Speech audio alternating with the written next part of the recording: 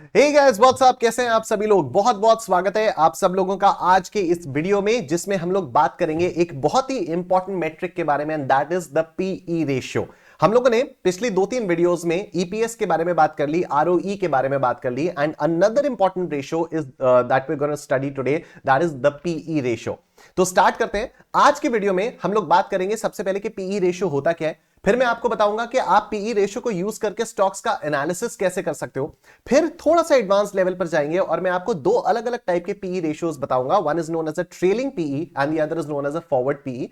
फिर मैं आपको बताऊंगा कि अलग अलग सेक्टर्स के अलग अलग पीई रेशियोज होते हैं, क्यों होते हैं, क्या रीजन है, उन सारी चीजों के बारे में हम लोग बात करेंगे। और एंड में मैं आपको एक और सुपीरियर रेशियो के बारे में बताऊंगा, that is known as a PEG ratio. And finally we will conclude this video. तो बहुत कुछ होने वाला है, बहुत सारी चीजें आप लोग यहां पर सीखने वाले हो, बहुत कम समय में आप लोग सीखने वाले हो। तो फटाफट से वीडियो को लाइक कर दो, बेल आइकन दबा दो, चैनल को सब्सक्राइब कर लो अगर आपने सब्सक्राइब नहीं किया हुआ है तो। And let's get started. सबसे पहले कि पीई रेशियो होता क्या है, ठीक है। तो एकदम बेसिक से चलते हैं, 1 मिनट के अंदर अंदर आपको सारी चीजें समझ में आएंगी।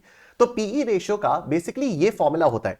ये करता क्या है कि किसी भी कंपनी के मार्केट प्राइस पर शेयर को उसकी ईपीएस से डिवाइड कर देता है, ठीक है। अब ईपीएस क्या होता है? Earning per share. Earning per share मतलब जितनी भी कंपनी की अर्निंग्स है उसको डिवाइड कर देते हो आप total number of outstanding share से, तो आपका अर्निंग्स पर शेयर निकल आता है, ठीक है।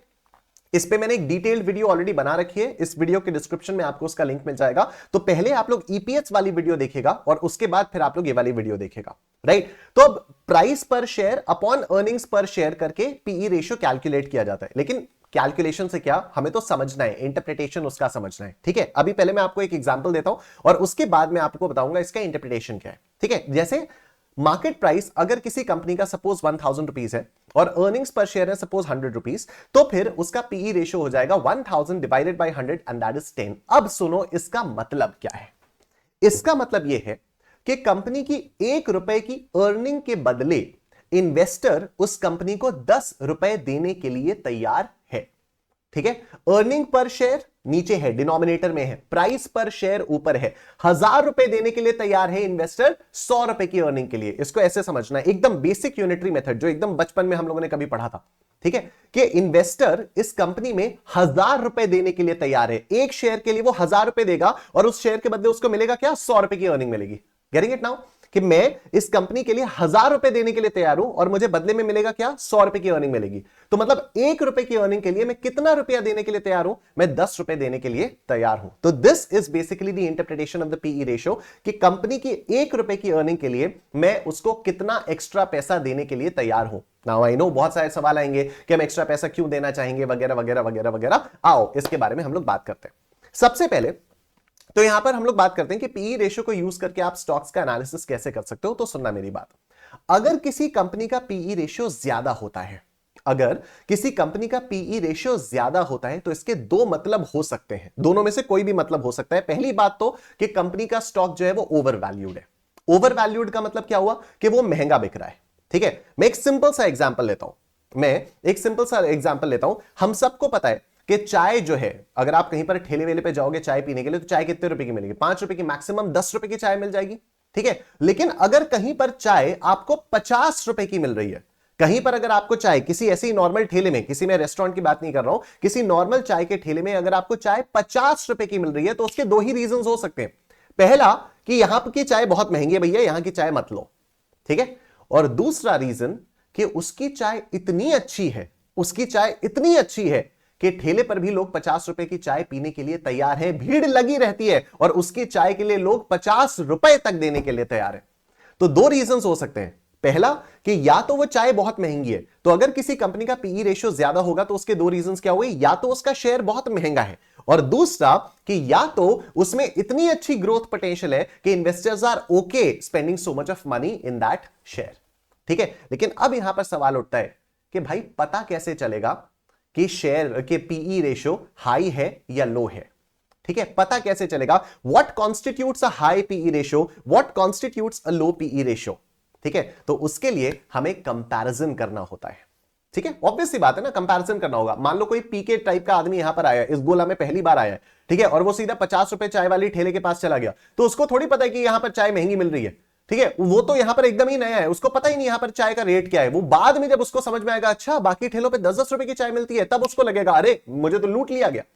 ठीक है, तो अगर हमें कंपैरिजन करना है, अगर हमें हायर या लोअर फाइंड आउट करना है, तो there has to be some comparison. अब कंपैरिजन दो तरीकों से किया जा सकता है। नंबर वन, या तो आप उसी टाइप की कंपनीज के साथ कंपैरिजन कर लो, ठीक है, या फिर आप एक इंडस्ट्री एवरेज के साथ कंपैरिजन कर लो। ठीक है, अब मैं आप लोगों को लेकर चलता हूं ग्रो की वेबसाइट पर और वहां मैं आपको बाकी सारी चीजें दिखाता हूं। जैसे अगर मैं यहां पर टीसीएस टाइप करूं, ठीक है, मैंने टाटा कंसल्टेंसी सर्विसेज यहां पर टाइप किया, आप यहां पर देखो फंडामेंटल्स में इसका पीई रेशियो कितना दिखाई दे रहा है, 31.06 इसका पीई रेशियो दिखाई दे रहा है। ठीक है, I hope everybody can see 31.06 इसका पीई रेशियो दिखाई दे रहा है।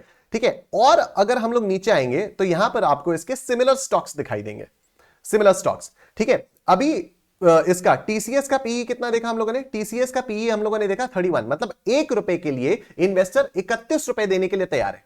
1 रुपए के लिए इन्वेस्टर 31 रुपए देने के लिए तैयार है। Now what is this TTM, अभी थोड़ी देर में टीटीएम के बारे में भी हम लोग बात करेंगे।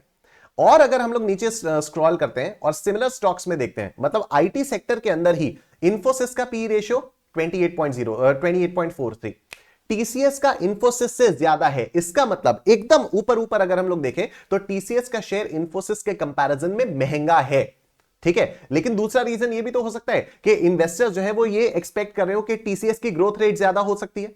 ठीक है, कुछ भी हो सकता है, तो कंप्लीटली पी रेशियो के ऊपर ऐसा आप नहीं कर सकते कि हाँ पी देखा और स्टॉक में पैसा लगा दिया। I am just explaining to you one of the ratios. अभी ये वाली पूरी वीडियो सीरीज है जहां पर मैं आपको रेशियोज के बारे में बता रहा हूं, तो विल बी कवरिंग एवरीथिंग, धीरे धीरे करके सब कुछ कवर हो जाएगा। राइट, एचसीएल टेक्नोलॉजीज का आप देख सकते हो, विप्रो का आप देख सकते हो।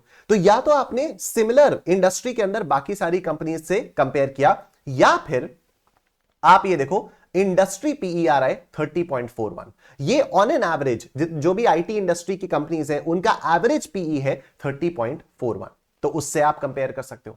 ठीक है, तो आप इस तरह से देख सकते हो ये पता करने के लिए कि ये हाई है या ये लो है।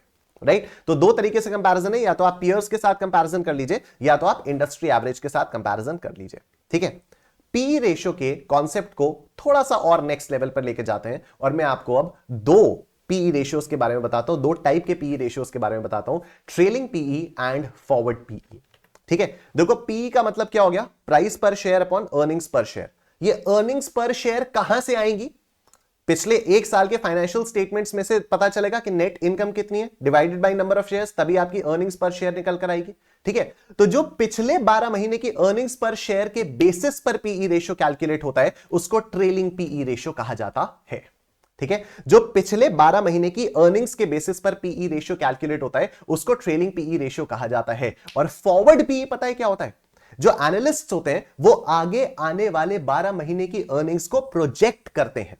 जो भी एनालिस्ट्स होते हैं वो आगे आने वाली 12 महीने की अर्निंग्स को प्रोजेक्ट करते हैं और फिर उसके बेसिस पर ईपीएस निकालते हैं और उस ईपीएस के बेसिस पर फिर वो पीई निकालते हैं। तो फॉरवर्ड पीई क्या होता है, आगे आने वाले 12 महीनों की एक्सपेक्टेड अर्निंग्स के बेसिस पर पीई जो कैलकुलेट किया जाता है उसको फॉरवर्ड पीई बोला जाता है।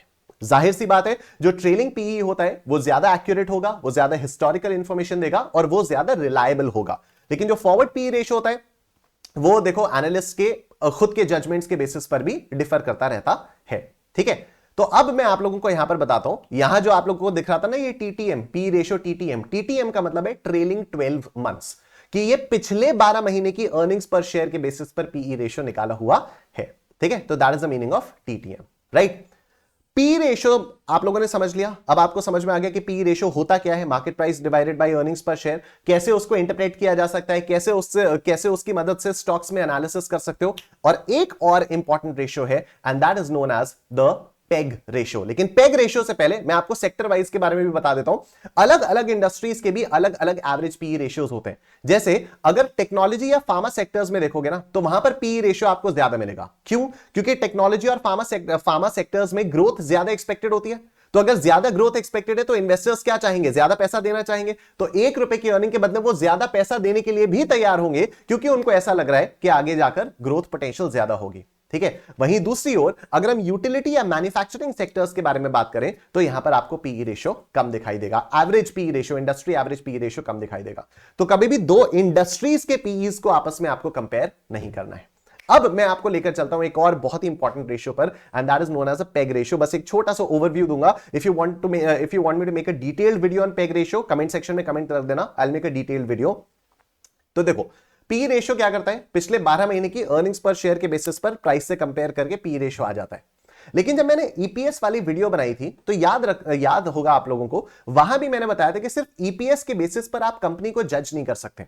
अगर आपको ईपीएस के बेसिस पर कंपनी को जज करना है तो आपको यह देखना होगा कि पिछले 5 साल में, 7 साल में, 10 साल में ईपीएस का ग्रोथ रेट कैसा रहा है। यस, पिछले 5 साल, 7 साल, 10 साल में ईपीएस का ग्रोथ रेट कैसा रहा है, तभी तो आप कंपनी को जज कर पाओगे कि हां भाई ये कंपनी जो है इसकी अर्निंग्स ग्रो हो रही है, राइट। तो पेग रेशियो इस अर्निंग्स के ग्रोथ रेट को भी कंसिडर करके आप लोगों को चीजें बताता है।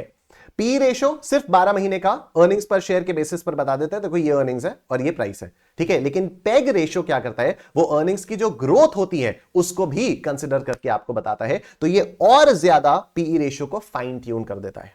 Now if you want me to make a detailed video on PEG ratio and के क्या होता है, कैसे कैलकुलेशन होती है और कैसे, कहां से मिलता है और कैसे एनालिसिस होती है, तो आप यहां पर कमेंट सेक्शन में कमेंट कर देना और आप लोगों के लिए वीडियो आ जाएगी, राइट।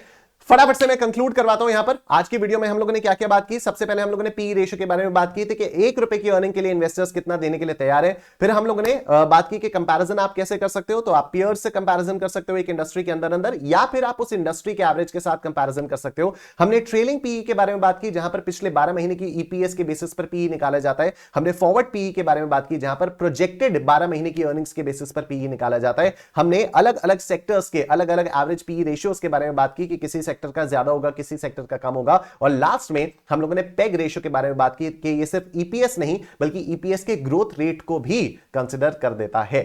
अगर आप लोग और डिटेल में जानना चाहते हो पी रेशियो के बारे में, तो you can visit my website www.kumarnishant.com। वहां पर आपको इसका डिटेल ब्लॉग मिल जाएगा। You can follow me on Instagram Fintax by Nishant, और यूट्यूब पे ये वाला चैनल तो है ही, आप इसको फटाफट से सब्सक्राइब कर दीजिए और बेल आइकन दबा दीजिए जिससे आपकी कोई भी वीडियो मिस ना हो। Thank you, take care, see you in the next one, bye bye.